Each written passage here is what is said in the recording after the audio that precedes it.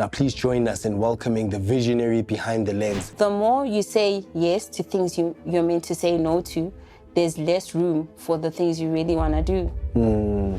The storyteller extraordinaire. If the director doesn't know what they want, it's chaos for the rest of the crew. So I think preparation is key, going over and above. So even when we've been shooting sexual scenes over the years, there's been lines that have been crossed. Yes, definitely. It's deep, this thing of making sure that everybody is included and you're doing things ethically. Do you feel that there's a certain bravery needed with documentary filmmaking? You gotta be gangster. You gotta be gangster. Sihle, Hlophe. We want to inspire filmmakers existing, coming into the game. Do things that you believe in. Yeah. Do things, because if you don't, it shows.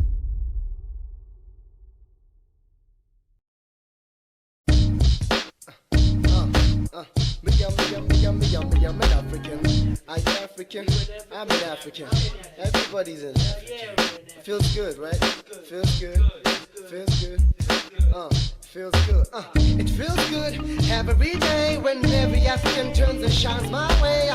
All my brothers from Sihle, Ethiopia, Uganda, and Zimbabwe. It feels good every day when every African turns and shines my way. All my brothers from Sihle, Ethiopia, Uganda, and Zimbabwe. I'm from the continent of refugees and rebels, where minds are richer than all rubies and marbles.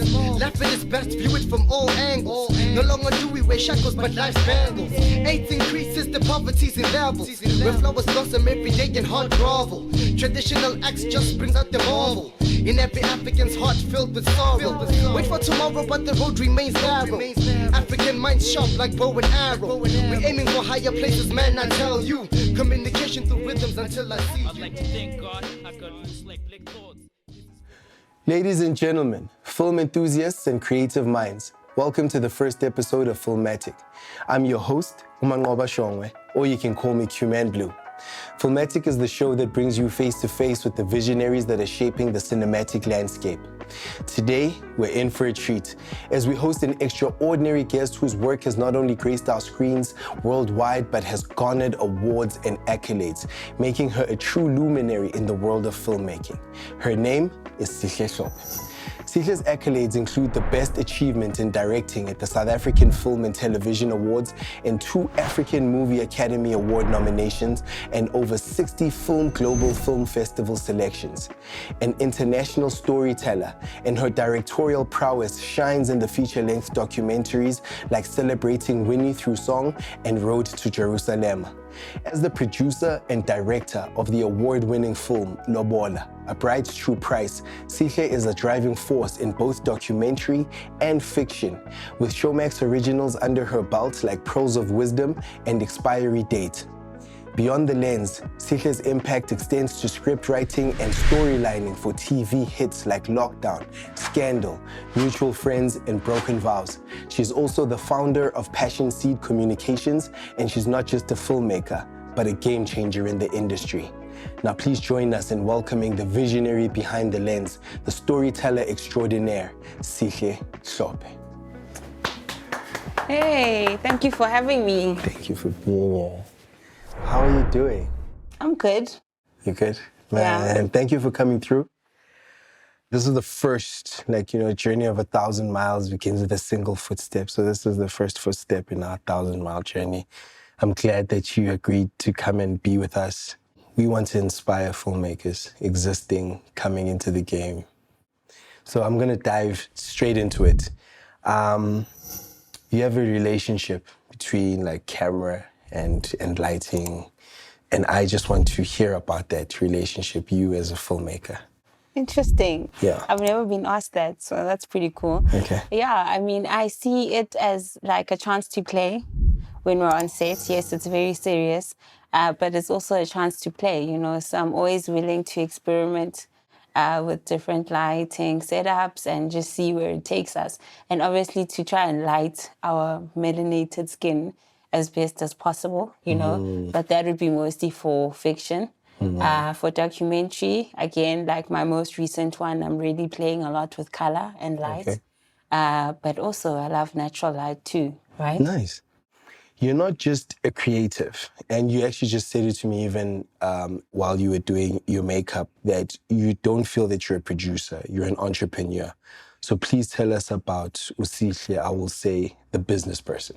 Sure. So I think, being in high school already and expressing an interest into going into the arts, everybody's warning you, oh no, how are you going to make money? How are you going to survive, etc. Right? And then you go to film school, and then you also still want to tell the stories you'd like to tell, right? So for me, I see producing as a means to an end, as a means to make money so that I'm able to tell the stories I would like to tell. But I think I also have that entrepreneurial bone in my body, I suppose, because I like the fact that I can create employment every now and then, and that I'm building some kind of legacy and owning the copyrights to the work that I do, so it goes much deeper. So I actually went to film school and to business school. So you've gone to business school and film school. And again, visually, when you're probably thinking about it, film school, abantu bagqoka ama-all-star. Business school, bagqoka icathulo. Please give me like the difference and what you've learned most, especially how it's benefited you, in your career. I went to film school first, right? And I got commissioned. I had my first company when I was 21 with a bunch of other classmates. I remember. Yes, right? I remember. And at the time, we didn't know that we're not all cut out to be entrepreneurs, that we had to explore different passions. But the systems in place, it was just a mess. And reporting to the funder was a nightmare, So I decided to go to business school.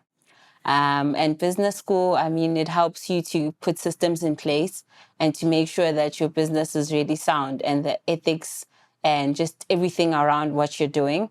What I love about business school is also that you meet people that think really big. You know what I mean? That want to take over the world and have all kinds of entrepreneurial endeavors. So I think, of course, there's merit to both. But for me, I wanted, when I go on the entrepreneurial or filmmaking journey again, to have the capacity to market the work. Because, we're always told at film school that you don't want your films to gather dust. True. So how do we distribute them? How do we raise money to make more? And how do we sustain ourselves? Just to have stability in my life, That makes me think. In all the time I've really known you, marketing is something that's very important to you. In fact, I remember coming to your office with some of my staff members, and you gave us a crash course on marketing. You remember that? Oh, yes. You would even come to the office in Melville and actually check in on how we're doing in terms of our marketing. Why is marketing so important to you? Because here in South Africa, I can't say the same for maybe other parts of Africa, but you find that we've got big budget films, but then the return on investment is not so great. Or you ask people, have you heard of such a film? Have you heard of such a film? And there have always been some shortcomings there. Maybe the films are marketed too late, or there's a problem getting to a certain target audience, So that's just the problem that we know we have, But for me, it's also about proving that even something like a documentary is something that can be marketed and have interest around that, So I don't just want to make work in a vacuum. I wanted to reach the people that I'm making it for. So that's where the marketing comes in. Which I guess will kind of bring me to the traveling part about you. I've said this about you before. For me, it's like you don't do films. It's like you do an album and it just takes you on tour. And you've been on world tours. Tell us about the countries you've been in and what that is like as a filmmaker and just getting your film out there to different parts of the globe. That would be a long story. I'll try and... my first taste of this life was I was an exchange student during my 4th year at film school. So I went to spend time in Finland to study documentary filmmaking. And while I was there, traveled a bit, like Estonia, Ireland, etc. So I was like, I like this, I came back and I was mostly working for TV initially, but my goal was to be Spike Lee.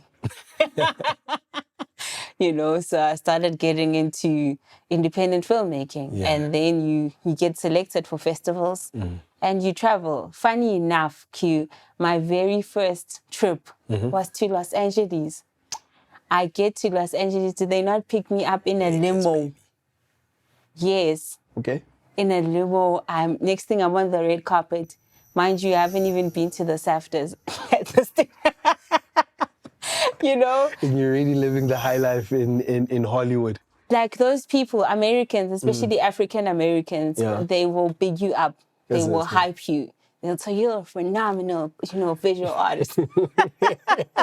Or whatever, I met the Black Panthers there, like it was just amazing. So that was my very first one. I can't recall the others in order, but I've been to many places, different parts of Europe, Yeah. different parts of Africa, America a few times, because I think obviously the diaspora is there, but now I'm trying to focus on more doing the continent itself. I just came back from Zambia 2-3 days ago where we had a screening of Lala and it was packed, Yes, that's people it. had to be turned away. And Turned away. Turned away. And before that, I was in Nigeria, Okay. where the festival I went to, there were more than 20,000 people just attending the festival, So you get a taste of like the cinema-going culture in different places, Do you understand how many people 20,000 is, 20,000, as in like screenings and after parties that went on all night. Like you you'd get an serious? invite, like there's an after party at 2 a.m. People will be there. They love cinema. They love supporting their fellow filmmakers, and they've got huge audiences there, Then sometimes I've gone to maybe like a Zanzibar and they screen your film on a tablecloth. Oh, wow. And it's humbling, and you get to meet the people, but you get to see like how different people receive the work.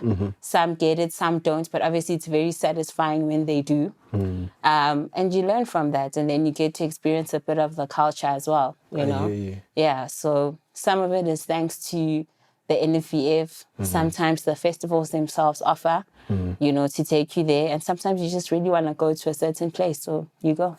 Yeah, no, I was about to say, I once asked you just in passing, Sihle, how do you travel so much? And you said to me, I put it in the universe and I let it go. True. Yeah, that's also another thing. At Metro, we believe that storytellers change the world, and we would like to give you the tools that you need so that you can accomplish this great mission. For all your gear rental needs, please send an email to rentals@metro.co.za, or you can WhatsApp us on 061 493 0225. Thank you. There's a couple of films that you've worked on. I mean, Nomfundo, Lobola. Of all the projects that you've worked on, which one really defines your career? I'd say Dinda Under Lockdown, which is about the repatriation center for undocumented migrants in Krugersdorp, the gross human rights violations that are taking place at Dinda. It defined me because it was very dangerous and challenging to shoot. It was really guerrilla style, to be quite honest with you. I mean, climbing on walls, flying drones, using cell phones, talking to prisoners or detainees, like all these crazy things you can imagine. And I feel like that helped me to deal with any kind of shooting conditions that I might find myself under. For example, Road to Jerusalem, I was shooting in Palestine and Israel, and that's very hectic in terms of the military presence and bombings and things like that, which were happening even way before this conflict that's happening now. I was calm because I'd done Lindela, so that taught me that I can achieve anything I want to achieve if I put my mind to it. Do you think documentary filmmaking needs a certain bravery to it? I've seen documentaries where guys are in war zones, so they're like, and they still like, we're taking the camera and we're going in there, and I'm a bit scared for those crew members, but that's just the reality of the job. Do you feel that there's a certain bravery needed with documentary filmmaking? You gotta be gangster. You gotta be gangster. You gotta be willing to go to all lengths while being ethical, of course, to get the kind of content you want to get. But you also need to be sensitive. So you need to be a sensitive gangster because you can't re-traumatize people. You know what I mean? You can't film people without their consent. There's so many ethical guidelines. that stem from journalism itself that you need to apply when you're making a documentary. But if you need to get the story, you need to get the story. If it means smuggling phones, if it means flying drones over places you can't fly, or recording audio only, you do whatever it takes to get the story, because the story needs to get out there. Yeah, you need to be brave. Wow. And for the sake of the crew, there are so many times when I thought I'm getting arrested, but just had to keep my cool. Because if I lose it, they lose it. You know what I mean? I hear you. So now, Lobola, a bride's true price. Man, hey, you've pushed this film, man. I was at the Durban Film Festival with you as well. You were pushing this film. True. Please tell us about your journey on Lobola. We don't have to go too much into details about the film if you don't want to, but please tell me about your journey of making that film. So Lobola is my first feature-length documentary. So you need to get trust. Okay, and the trust of the investors, of the funders, and it's difficult with your first feature, right? And Lobola for me started from that desire just to share our pre-colonial history as Bantu people. And I wanted to tell the story of Manqoba. I couldn't get funding, and I got funding for Lobola because it's a modern manifestation of how we as Bantu people behave and the fact that we hold cattle in high regard. But then I had to be on camera, and I didn't want to be on camera. So it was also a deeply personal film, obviously, because it's about my own life. Yeah. So it's been one of the most challenging ones. Sort of have like a love-hate relationship with it, because I had to document everything, whether I was failing spectacularly or succeeding or whatever. Do you know what I mean? Yeah. But it's been very gratifying to see how people have received it and the fact that it resonates no matter where we are, especially on the continent. But even in America, like I felt like it was a teaching moment, for people to see a Black woman with agency and how we live as millennials and coexist with our culture. That is so Do true. you know what I mean? So I don't think I'd do that again, though. I guess it ties in with the bravery, because you had to be brave enough to give us your life and put yourself in front of the camera. And so I understand. You have a great love of African cinema, from what I've learned. Please tell me about your love of African cinema. It was one of my modules at film school, learning about your Hail Karima.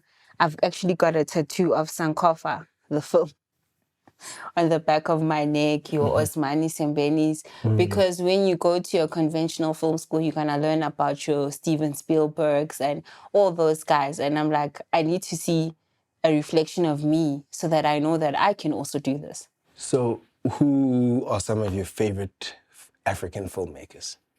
There's Waneru from Kenya. I don't remember her surname. She did Rafiki. Okay. And that was an amazing film.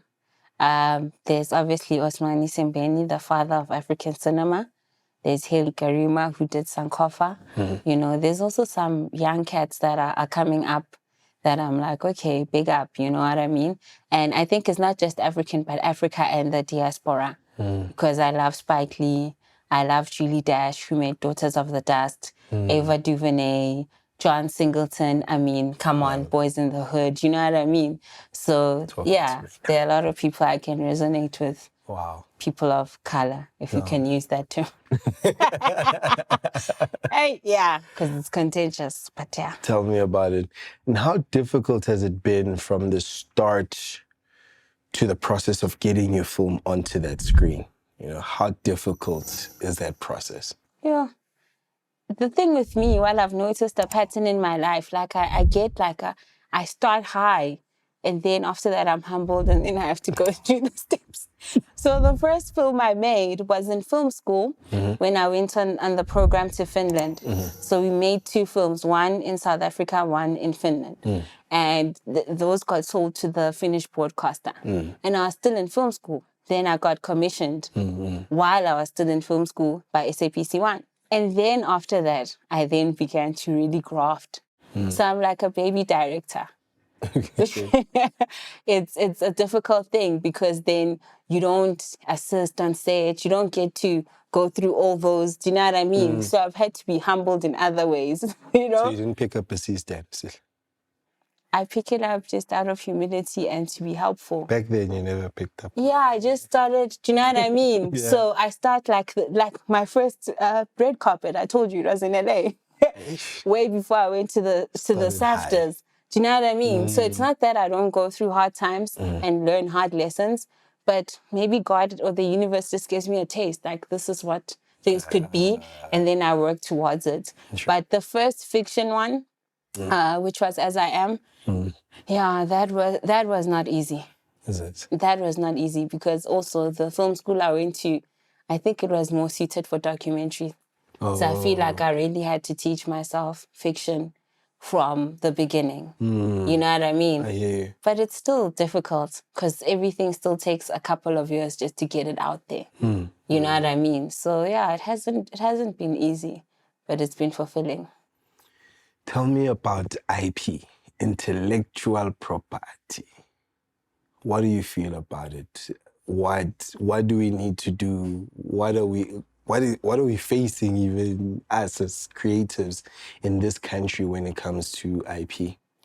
Look, for me, I'm in two minds about it. Like, there's certain things I'll do that are commissioned that I feel like I'm not going to be too precious about it because I'm getting a chance to direct and to put my work out there. And then there's things that it's important that we own the IP. You know what I mean? And, we usually get soft money. That's our business model. So it usually rests with us as a company. So we're very fortunate in that. But I think if we were commissioned by a channel, then it's a different discussion. And I've been in those situations as well, especially with the feature films, TV feature films that I've made, where I felt very disempowered and powerless to make certain decisions because at the end of the day, all this rests with channel and it belongs to them. And then there's the issue of royalties, returns, repeat broadcasts and all that. It's something we really need to work on, especially for the artists behind the scenes, people that put in a lot of work. We have a long way to go. I know there's organizations that are dealing with it, like the IPO. So we'll see where it goes. But with soft money, usually it still rests with you. Yeah. You are a lady you stand very strong on your values, and this also comes with ladies being in a very male-dominated industry. How have you maneuvered your career, especially in this because you're felt. I know you when you're around. I know that Sihle's here. And not even in a bad way. You're a strong character. Your aura, your presence is felt. So just getting to that, maneuvering yourself through this career, through this film industry, especially for the female filmmakers that are coming into this. Look, I mean, I think I'm quite soft-spoken at times. I'm very Swati like that, But at the same time, it's like, just because I'm kind, don't mess with me, right? But I think I have had to grow into my own in order to have a voice, to be more assertive. Because if the director doesn't know what they want, it's chaos for the rest of the crew, right? And people will try and catch you out on that stuff, technically or whatever. So I think preparation is key. Going over and above. Unfortunately, you have to, just to, be taken seriously. But I've also been like very firm about things like, yes, I'll come dressed like this on set. Yeah, it doesn't take away from the job that I'm doing, Also, we need to disrupt the status quo so that there can be new normals and different types of representations that we see. But I work well with both the feminine and masculine energies. Do you know what I mean? I think it also boils down to respect at the end of the day. True. But there are environments where I'm like, this is toxic. This is not for me. And, after you go through things like that, you find yourself taking a lot of the toll of it emotionally is a lot on your mental health. So I do consider that as well. I wouldn't do something just to prove a point, but it's detrimental to my mental health, But there's been a lot of changes over the years. I mean, when we started out, there was no Swift. True. There were no intimacy coordinators and, no conscientization around sexual harassment. There were no intimacy, what? intimacy coordinators, the one that are there on set for sex scenes and things like that. I had no idea. Yes, because of consent. Okay. And all the lines that have been blurred over the years and how people have been traumatized, you know? So even when we've been shooting sexual scenes over the years, there's been lines that have been crossed. Yes, definitely. Like, I'll even make the actors do exercises where they touch each other and say what they're comfortable with and not comfortable with. Okay. And in the past, maybe they might not have been asked that because it's their job. And they suck it up and they do it and they're traumatized for life. You know? wow. And there's a thin line. It's very tricky. It's like you have to tread very carefully. You know? That no longer seems like just a female thing. That seems like a human thing as a whole. Yeah. I honestly never thought, that's never crossed my mind. Again, just like you, and I'm not trying to be harsh, Uti, it's just your job. I'm thinking that you are in character and it's your job, you know, kind of thing. I'm not trying to be harsh, but I'd never thought of it from that angle or seen it from that angle. Yeah. That's incredible. And you want to protect yourself as well as the director. You don't want 10 years later, you've seen how it happens, 10 years later, someone saying on Sihle said, you know, I felt violated, they didn't ask me for consent, etc. Yes. Like, you want your body of work, like, ethically, things must just be clear. We've seen it in Hollywood with the Me Too movement. The lines are blurred, you know, because you're doing something that goes into the realm of the deeply personal and intimate. So having an intimacy coordinator, an intimacy coach seems to be the best way to do it if it's possible. I know now they even have safety officers.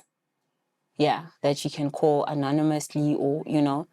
Wow. So these are just some of the issues. I've also had a set where we had an individual who was transgender and had to be addressed in a certain way, but played a different gender on camera. Okay. So now what you call them when you're not rolling and when you are rolling, the inclusivity of the dressing rooms, it's very gendered. There's male fitting rooms and female fitting rooms. Do you know what I mean? Crew calling people ma'am, sir. So it's deep, this thing of making sure that everybody is included and you're doing things ethically. So how are you making sure on your set that the ethics are on point? That's something that seems extremely difficult to control. Yeah, I mean, there's only so much you can do, hey?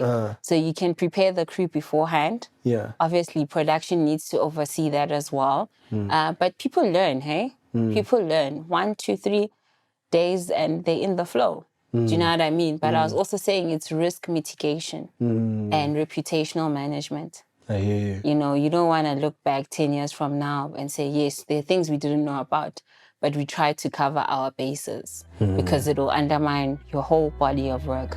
Wow. If you can't get the shot on set, you can get it at Mad Show Library. Just go to www.madshowlibrary.com for all your stock footage needs. We offer footage of everything that is African.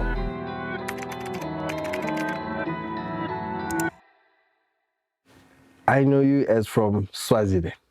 I think, but you are because when you call me Swaziland, but you're like, you know. Please tell me your origins from where you started and how you got into the film world. Okay, so I was born and bred in Nelspruit, which is in Mpumalanga. My father is from Swaziland. My mother is South African Swati. So on my maternal side, during apartheid, my grandfather took his whole family to Swaziland to avoid Bantu education. So that's how my parents met. You know, but then they came to South Africa. So Swaziland, I've never spent like more than, say, 2 weeks at a time. Okay. On holiday, I'll go, you know. But I'm both. I'm Swati square, I always say. Yeah, I'm Swati on this side and Swati on that side. And my grandparents, my grandfather wrote books. Both textbooks and fictional books. And he made a huge contribution to the development of Swati as a written language. Okay. And even as a language itself. Okay. And I mean, when I say lots of books, I mean like over 20. And this is someone who was born during the apartheid era in 1928. Some people have never read more than 20 books in their lifetime. Right. Oh my gosh, Q. You know, and then my grandmother was also a poet and an educator. Wow. And my parents were educators. So that's the kind of background I come from. Okay. Where mastery of your language is very important. So they'd say like your Swati must also be on par with your English. Okay. Like you can't know more English than you do Swati. Wow. So that's why I hold Swati in such high regard. Like my grandparents wouldn't want you to say like, Naiva slab. Like they didn't want it, like it's a washing rag or what is it in Swati, you know, or to say this is Imir. No, Ilbonza. Oh. Do you know what I mean? get Like your vocabulary is important. The way our Zulu gets aura, my mom is from original Natal. She speaks proper Zulu. Right. So the orange juice kind of almost became Oro somehow. My sisters speak way better than me, but I totally get what you're saying. So yes, okay. So I come from educators and wordsmiths. So I think that's why these things are important to me. And then coming into film? Storytellers. So growing up, you know, remember there was Mnet? Yes. Open time. So yeah, five. Yeah, five, but I had a deal that if I get X amount of marks, whatever, I'll get Mnet decoder. Oh, okay. And on Mnet, they used to have like a Steven Spielberg week. Yes. Or whatever, and they play. Yes. You remember that? I remember, yeah. That person's body of work. So I was like, no, man, whatever this is, I want to do that thing. Okay. And I was in all the plays, like all the school plays. Yeah. Do you know? And it just came naturally to me. And funny, my grandmother went to Wits. So she used to get the newsletter. And in there, I saw Wits TV. Yes. And I was like, so you can actually study this. Because we'd watch it on TV, we knew you could study drama. And I mean, I grew up in Nelspruit, so it's not like I was around SAPC or whatever, you know? So that's, the interest grew. Yeah. I wanted to be a psychologist at some point, and then a fashion designer and a lawyer. And I think I'm all of those things now. Because directors deal with all that, right? I agree. So it marries all these things. Wow. But I wanted to get into the box and see what's on the other side. From Kidio days. So we're Mr. Chinwag. Mr. Chinwag, I wanted to see his legs. I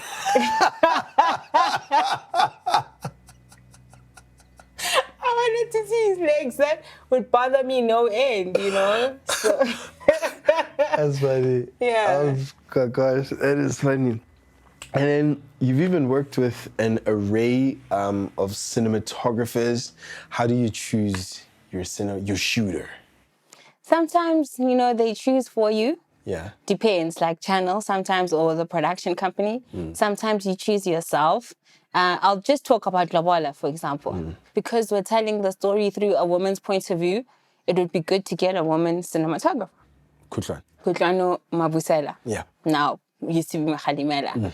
And Kutlwano happened to be going through Lala just like me. Oh, okay. At the time. Yeah. And Kutlwano, I mean, it was deeply personal. So, I mean, like, there were times I remember Kutlwano running my bath water when I'm crying. You know, I couldn't just have anybody infiltrating spaces like in my family, us going to weddings. We just fit it in. Like, we just dress like the other guests and be very respectful and very small in our corner. Because people ask us, like, how did you get this content? You know what I mean? Like, why were people so comfortable? It wasn't a space for Aria, Lexus and whatnot. It's just a space for humility and just blending in and making people as comfortable as possible. So it depends on the project. Dinda, I got him do was working in the Congo. You know, so Ndu has no qualms with climbing on a wall in front of the police. Doesn't. Or getting on a tree. Do you know what I mean? Good brother, yeah, it just depends on the nature of the project. Man,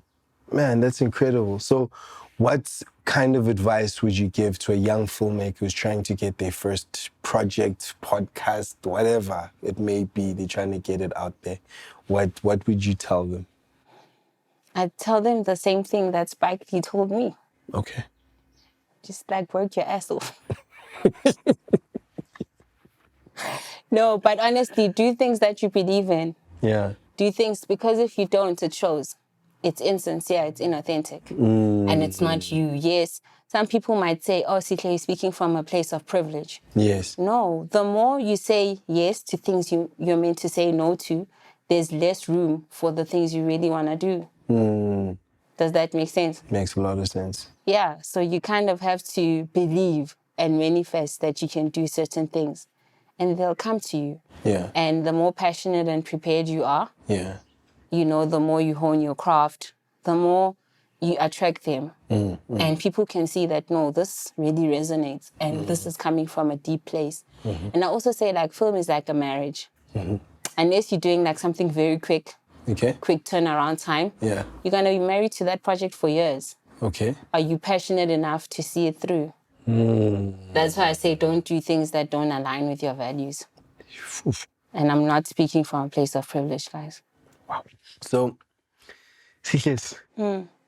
Please, I know that there'd be a textbook answer, but what makes a good director? What makes someone a great content creator when they are making their film, TV, whatever?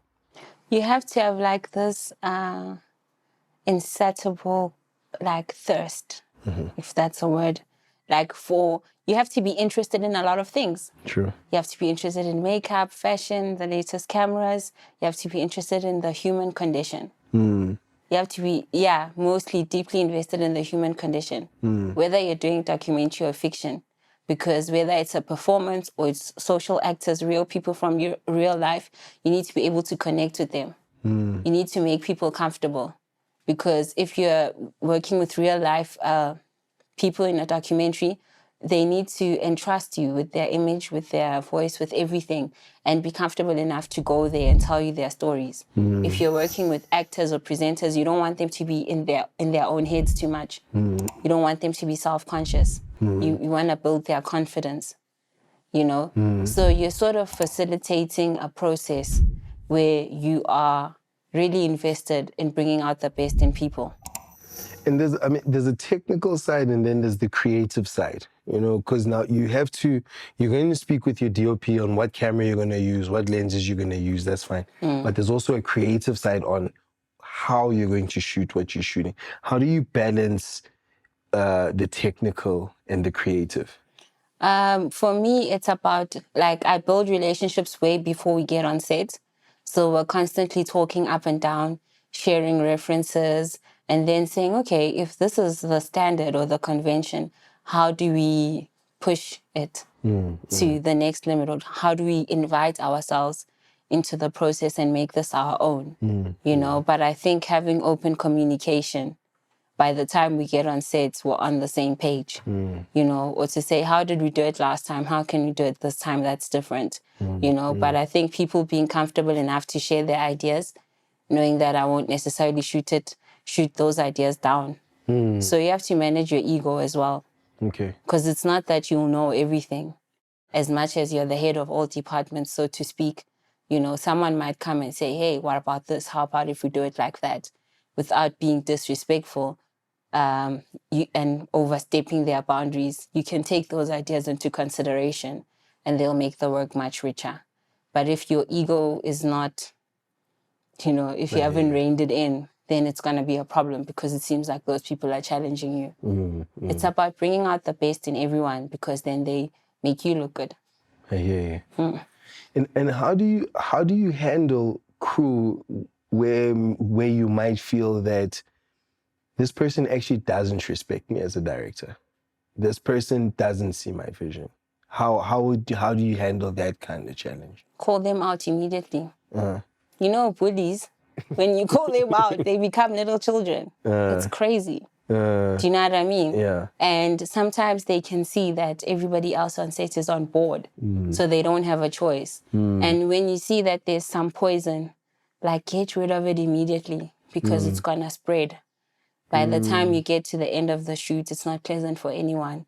And I'm always very cognizant of the fact that as much as I can, I want people to have a positive experience on set and be like, oh, that was pleasant. You know, I don't know if it's our history of apartheid or whatever oppression, but people feel like when they're at work, there must be strife and shouting and whatever. No, you know, in order to bring out the best in them, they need to be comfortable, you know. So I root out the rot very early. Okay. Don't let it go far. I hear you. Man, absolutely incredible. I think I've had an incredible conversation. Yeah, thank you. Thank you so much. I really hope that this inspires, and that it inspires someone who we didn't even think of. You know, someone who's sitting and chilling at gas, who's probably not, who's like, what's my next move? Or someone who would want to do this, but doesn't know how to get into this industry, you know, and in fact, maybe I think I actually want to ask that, like, what would your advice be on a person just trying to get their foot into this industry? Because for me, it always seemed like something that seemed so far until you're actually in it. But to get the foot in, you know, it's very tough. How did you get your foot into the door into this industry? Think through entrepreneurship, you know, because you do get people who get in through networks. Networks is net worth, right? I agree with that completely. But I'm from Ligazi. I didn't know anyone at SABC or anywhere, you know. So work ethic, self-belief, and sometimes entrepreneurship, because also like these call-outs, like like NFVF directing program or script writing program or competitions, pitching, that kind of thing. Sometimes that's how you get in, you know, and sometimes you get in, you know, by networking or applying for certain things. But self-belief and work ethic, because unfortunately they always look at the previous thing that you did. You know, and I suppose relationship building as well. Yeah. Because that's how they'll remember you. True. Like, let's call her again, or maybe not. Absolutely. Do you know what I mean? But yeah, entrepreneurship gave me a lot of agency. You know what I didn't ask you about is your script writing. You've actually done a lot of script writing. I sometimes forget because I know you as a director, and mainly as a director. Please tell me about your career as a script writer, how it's even helped you in the directing field as well. Oh, it's helped me tremendously. I actually started at Scandal, writing there in the writer's room. And What year was this? This was like 2012, 11, somewhere there. Okay. You know, and I just wanted to learn how to entertain millions of people at the same time. In fact, that's what the producer said. She's like, Sihle, you want to educate, right? Here, you can have a classroom of millions. You know, Nice. So that's how I got into it. It was a competition. Again, they put a call out there, like they wanted directors actually. Okay. And then the lady said to me, your motivation letter is the best I've ever seen in my life. I'm framing it. Okay. Do you want to go to the writer's room? And I was like, this is so much fun, you know? And then I got into storylining as well. Yeah. But the funny thing is that now I am a story development consultant and a script editor. Okay. That's what I've been going to Italy for, to study or cement my knowledge of story development at the Torino Story Lab. Oh, wow. And the European process is also very interesting, like quite provocative and open-ended, more than prescriptive, which is what we try to do here. And then a lot of our films, a lot of our TV series, they just don't go into development for like long enough, because we're in a hurry to churn out content and the scripts are not great. So there's a huge gap there, you know. So as a director, I'm like, hua, on the script. Isn't it? Yeah, because I'm like, no, but where's this beat? Where's this turning point? This doesn't make sense. And sometimes I have to add those things, you know, as I go. So it's very helpful. It's like you're writing the story in your head, kind of like editing, you know? Do you prefer to be given the story, or do you prefer to write the story yourself? I prefer to write the story myself. Is it so? Yeah. Yeah, it needs to come to me, do you know? But I don't write as much as I used to.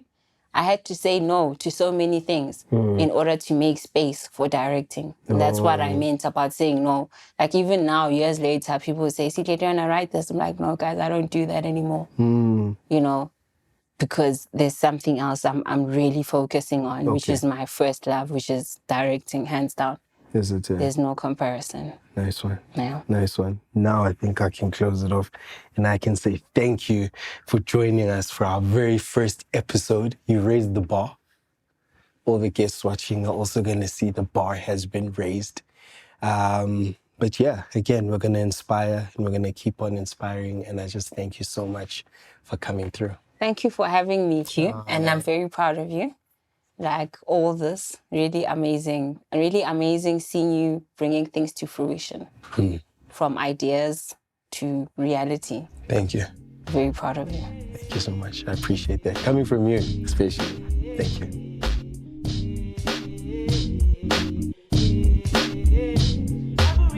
It feels good every day when every African turns and shines my way. All my brothers from Sihle, Ethiopia, Uganda, and Zimbabwe. It feels good every day when every African turns and shines my way. All my brothers from Sihle, Ethiopia, Uganda, and Zimbabwe. Oh man, it feels good. Thank you for joining us. For more incredible content, please like, share, and subscribe to our channel. And please don't forget to leave a comment in the comment section. 1.